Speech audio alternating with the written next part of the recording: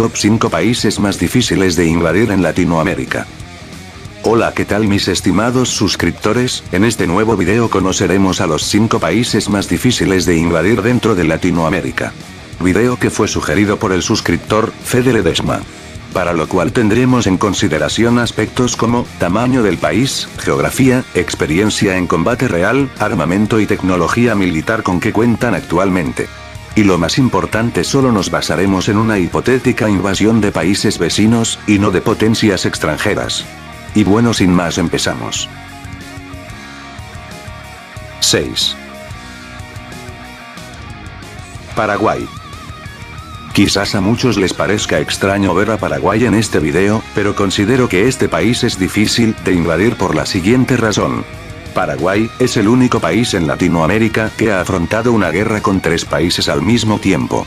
En la guerra de la Triple Alianza, Paraguay enfrentó militarmente al Imperio de Brasil, Argentina y Uruguay entre los años de 1864 y 1870. Luego en la Guerra del Chaco, que enfrentó a Paraguay con Bolivia, los paraguayos, a pesar de estar bélicamente menos equipado que Bolivia, afrontó el conflicto y logró la victoria, en una de las guerras más sangrientas del siglo XX en Latinoamérica. Actualmente, las Fuerzas Armadas del Paraguay, a pesar de no contar con sistemas de armas modernos, creo que la bravura de su gente demostrado en 2 conflictos externos, hacen de Paraguay uno de los países más difíciles de invadir en la región. 5. Argentina. Argentina es el único país latinoamericano con un historial reciente en guerra contra una potencia extranjera. En 1982 se enfrentaría militarmente la Argentina contra Gran Bretaña. Si bien Argentina terminaría perdiendo esta guerra, demostraría en la misma el valor y coraje de sus hombres. Actualmente el poder militar argentino ha disminuido considerablemente, sobre todo en su fuerza aérea. Pero a pesar de todo, la Argentina sigue siendo un país difícil de invadir, 1, por su extenso territorio, que lo convierte en el segundo país más grande de Latinoamérica, y segundo por su industria militar, que si bien últimamente no está produciendo armamento en grandes cantidades, de requerirlo, las fábricas como Fadea, se reactivarían y volverían a producir armas para la defensa. Aunque sí es cierto que Argentina necesita con urgencia modernizar y actualizar su fuerza aérea con nuevos cazas de combate. 4. Chile. Según un informe reciente de las Naciones Unidas, Chile es uno de los países más pacíficos del mundo. Esto se debe a que el país no ha tenido ningún conflicto armado desde la Guerra del Pacífico, 1879-1883. A finales de la década de los 1970, Chile estuvo amenazado de guerra por su vecino Argentina, que en aquel entonces era gobernado por una dictadura militar. Por el norte su vecino Perú, quien era gobernado por otro militar, Velasco Alvarado. Y Bolivia, que siempre ha deseado tener una salida soberana al mar. Teniendo en cuenta estos antecedentes, en Chile se toma la decisión de invertir en sus fuerzas armadas el 10% de las ganancias del cobre en armamento y equipos militares, con el fin de que sus fuerzas armadas estén en condiciones de afrontar un conflicto bélico con sus 3 vecinos al mismo tiempo. El resultado de esta inversión fue la profesionalización del ejército chileno, que a pesar de no contar con un historial reciente en guerras, el país está en condiciones de responder y vencer a cualquiera de sus 3 vecinos, que se tornasen hostiles para Chile. Esto es a lo que yo llamo disuasión. 3. México. México es un país que actualmente está viviendo una guerra de baja intensidad contra los grupos de carteles del narco, guerra que por cierto ya tiene poco más de 10 años. Por otro lado, México es el tercer país más grande de Latinoamérica, y cuenta con la segunda economía más grande de la región por detrás de Brasil. México, por su ubicación, al norte de los países centroamericanos, que no cuentan con la capacidad militar para lanzar una invasión militar contra México.